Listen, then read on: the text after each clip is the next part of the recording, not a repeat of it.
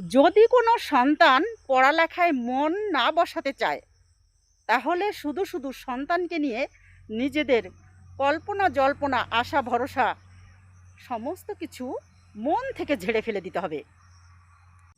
যদি কোনো সন্তান পড়ালেখা করতে নাই চায়, পড়ালেখায় মন নাই বসে, তাহলে তাকে সঙ্গে সঙ্গে কাজে লাগিয়ে দিতে হবে।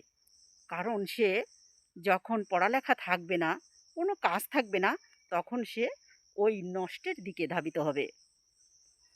তাই তার লাইফটাকে রক্ষা করার জন্য অবশ্যই মা বাবার উচিত কোনো একটা কাজ ধরিয়ে দেওয়া, অথবা হাতের কাজ শেখাতে হবে। যে কাজটি ও করতে স্বাচ্ছন্দ্য বোধ করে, ওকে সেই কাজটি শেখাতে হবে। আর এর জন্য মা বাবাকে এগিয়ে আসতে হবে। সে লেখাপড়া করলো না বিধায় তাকে জাহান্নামে ঠেলে দিয়ে পরে ওই মা বাবারই কাঁদতে হয়।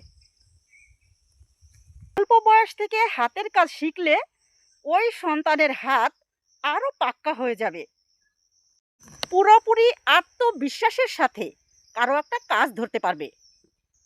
তাতে যত বড় লোকের কাজই হোক না কেন, ওর হাত এবং ওর বুক বিন্দু মাত্র কেঁপে উঠবে না। ডাক্তার ইঞ্জিনিয়ার হতে পারেনি বিধায় যা খুশি তাই করুক, ও জাহান্নামে চলে যাক, ওর খোঁজ আর নিব না।